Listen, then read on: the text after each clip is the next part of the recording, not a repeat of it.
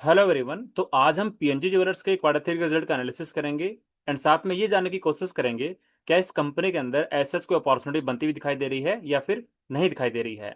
तो इस कंपनी के क्वार्टर थ्री के रिजल्ट का एनालिसिस करने से पहले ये डिस्कस कर लेते हैं कि मैनेजमेंट की तरफ से FY 26 के लिए क्या ग्रोथ गाइडेंस था।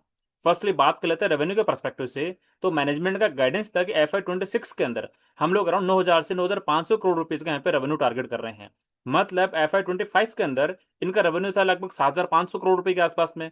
मतलब वाई ऑन वाई ये कंपनी अराउंड 25% के आसपास का रेवेन्यू ग्रोथ यहाँ पे टारगेट कर रही थी।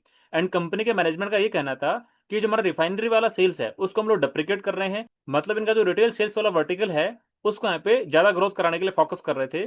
तो उस वाले वर्टिकल के लिए मैनेजमेंट का गाइडेंस था कि हम लोग अराउंड 30 से 40% के बीच में रेवेन्यू ग्रोथ कर सकते हैं। बात करें EBITDA मार्जिन के परस्पेक्टिव से तो मैनेजमेंट का गाइडेंस था कि FY 26 के अंदर हमारे EBITDA मार्जिन 6.5 से 7% के बीच में रहेंगे।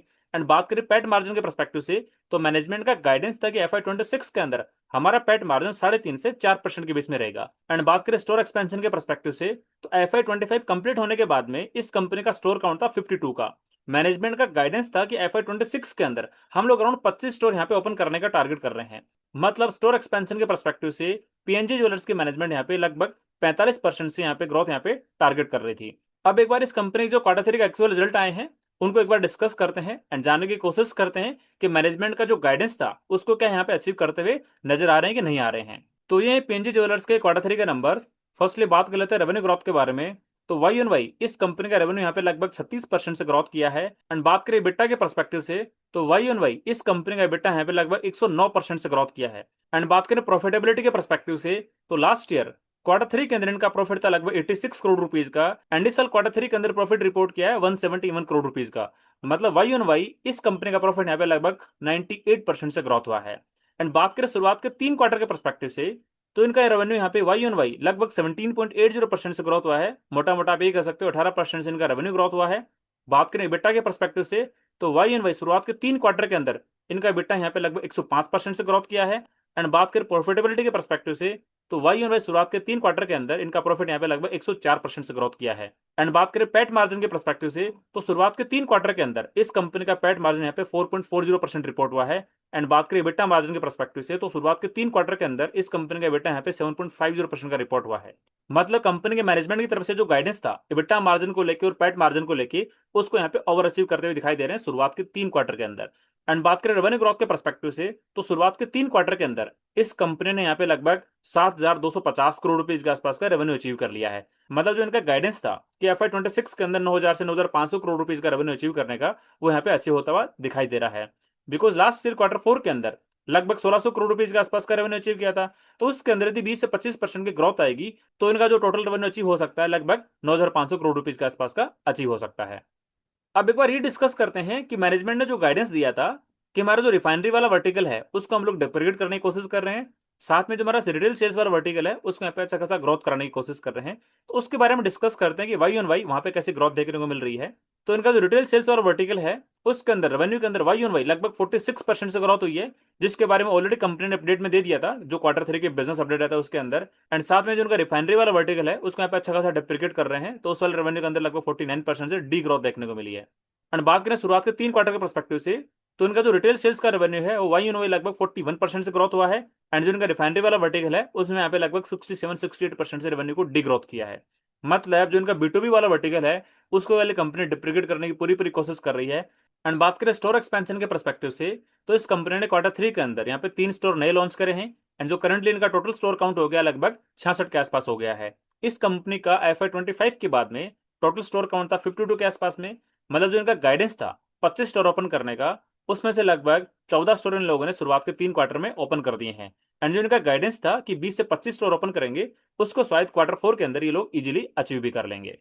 अब इस कंपनी कुछ और बाकी फंडामेंटल पॉइंट्स हैं उसके बारे में डिस्कस कर लेते हैं। बात करें स्टड रेशियो के परस्पेक्टिव से तो इस कंपनी का शुरुआत के 3 क्वार्टर के अंदर जो स्टड रेशियो रहा लगभग 8.40% के आसपास में रहा है। एंड बात करें सेम स्टोर सेल्स ग्रोथ के लिए तो क्वार्टर थ्री के अंदर इस कंपनी का जो एसएसजी रहा लगभग 33% के आसपास में रहा है। मतलब जो बाकी की रिटेल ज्वेलरी कंपनीज हैं भले आपका जो कल्याण ज्वेलर्स का या सेनको गोल्ड का या फिर टाइटन का उनका भी एसएसजी का नंबर यहाँ पे अच्छा खासा डिलीवर हुआ था। जो इन लोगों ने क्वार्टर थ्री का जो बिजनेस अपडेट शेयर किया था उसके अंदर साफ साफ इन लोगों ने यहाँ पे रिपोर्ट किया था। मतलब सारी रिटेल गोल्ड ज्वेलरीज का यहाँ पे एसएसजी का नंबर यहाँ पे अच्छा खासा यहाँ पे इंप्रूव होता हुआ दिखाई दे रहा है। उसके पीछे सबसे बड़ा रीजन यही है कि जो गोल्ड के प्राइसेज यहाँ पे इतने खासा इन्फ्लेट कर गए हैं, उसकी वजह से इन सारे रिटेल गोल्ड ज्वेलरीज ने अच्छा खासा यहाँ पे एसएसजी का नंबर डिलीवर किया है। तो ये हमने डिस्कस करे पीएनजी ज्वेलर्स के क्वार्टर 3 के नंबर्स। अब एक बार थोड़ा नंबर्स को समराइज कर लेते हैं। बात करें रेवेन्यू ग्रोथ के परस्पेक्टिव से, तो वाई एन वाई इस कंपनी का रेवेन्यू यहाँ पे 35% से ग्रोथ किया है। जबकि बात करें रिटेल सेल्स वाले वर्टिकल के बारे में, तो वाई एन इस कंपनी का रेवेन्यू यहाँ पे 46% से ग्रोथ किया है। एंड बात करें प्रॉफिटेबिलिटी के परस्पेक्टिव से, तो वाई एन वाई यहाँ पे 98% से अपना प्रॉफिट ग्रोथ यहाँ पे रिपोर्ट किया है। एंड साथ में इस कंपनी ने क्वार्टर 3 के अंदर 33% का यहाँ पे एसएसजी रिपोर्ट किया है। तो इनके जो क्वार्टर 3 के नंबर्स हैं, अच्छे खासे रोबस्ट नंबर दिखाई दे रहे हैं। एंड साथ में ही जो शुरुआत के 3 क्वार्टर के परस्पेक्टिव से इन लोगों ने अपने नंबर रिपोर्ट करे हैं, उन नंबर को देखते हुए ये लग रहा है कि इस कंपनी की मैनेजमेंट की तरफ से जो FY26 का रेवेन्यू ग्रोथ का गाइडेंस था, उसको यहाँ पे इजीली अचीव करते हुए दिखाई दे रहे हैं। अब पीएनजी ज्वेलर्स को एक बार अपॉर्चुनिटी के परस्पेक्टिव से डिस्कस कर लेते हैं। इस कंपनी की जो करंट मार्केट कैप है लगभग 8,000 करोड़ रुपए के आसपास में है। एंड इस कंपनी ने शुरुआत के 3 क्वार्टर के अंदर लगभग 320 करोड़ रुपीज का प्रॉफिट यहाँ पे रिपोर्ट कर दिया है। एंड बात करें क्वार्टर 4 के परस्पेक्टिव से, तो लास्ट Q4 के अंदर इस कंपनी का प्रॉफिट अमाउंट था लगभग 60 करोड़ रुपए के आसपास में।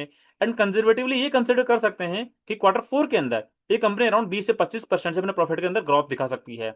मतलब FY26 का एक्सपेक्टेड प्रॉफिट अमाउंट हो सकता है लगभग 400 करोड़ रुपए के आसपास में। एंड इस कंपनी का यदि फॉरवर्ड पी रेशियो कैलकुलेट करने की कोशिश करें FY26 के एक्सपेक्टेड अर्निंग के अकॉर्डिंग, तो वो निकल के आता है लगभग 20 के आसपास में। बिकॉज 8,000 करोड़ की मार्केट कैप के अंदर जो इनका 400 करोड़ का एक्सपेक्टेड प्रॉफिट अमाउंट होगा, उसका डिवाइड करना पड़ेगा। बट हमें इस कंपनी के अंदर अपॉर्चुनिटी डिस्कस करने के लिए जो इस कंपनी का FY27 का एक्सपेक्टेड फॉरवर्ड पैग रेशियो होगा, उसको कैलकुलेट करना पड़ेगा। तो FY27 के लिए इस कंपनी की बिजनेस ग्रोथ हम लोग अराउंड 30% के आसपास में कंसिडर कर सकते हैं। बिकॉज इस कंपनी का स्टोर एक्सपेंशन के परस्पेक्टिव से लगभग 30% का ग्रोथ एक्सपेक्टेड है FY27 के अंदर। साथ में कंपनी यहाँ पे लगभग 8 से 10% का स्टैंडर्ड एसएसजी रिपोर्ट कर सकती है। इस तरह से पीएनजी ज्वेलर्स FY27 के अंदर लगभग 30% से अपनी बिजनेस ग्रोथ यहाँ पे रिपोर्ट कर सकता है। तो 30% की बिजनेस ग्रोथ के अकॉर्डिंग इस कंपनी का FY27 का जो रेवेन्यू आ सकता है लगभग 12,000 करोड़ से 13,000 करोड़ के बीच में आ सकता है। एंड इस कंपनी के मैनेजमेंट की तरफ से जो पैट मार्जिन का गाइडेंस होता है लगभग 4% के आसपास में होता है। तो उसके बेसिस पे FY27 का इनका एक्सपेक्टेड प्रॉफिट अमाउंट आ सकता है लगभग 500 करोड़ रुपए के आसपास में। इस कंपनी की जो करंट मार्केट कैप है लगभग 8,000 करोड़ रुपए के आसपास में है। तो इस कंपनी का FY27 की एक्सपेक्टेड फॉरवर्ड अर्निंग के अकॉर्डिंग जो इसका फॉरवर्ड पी रेशियो कैलकुलेट करने की कोशिश करेंगे, तो कैसे होगा? 8,000 करोड़ के अंदर लगभग 500 करोड़ का डिवाइड करना पड़ेगा, तो निकल के आता है 16 के आसपास में। और इस कंपनी का FY27 के अंदर FY26 के कंपैरिजन में बिजनेस ग्रोथ लगभग 30% के आसपास में होगा।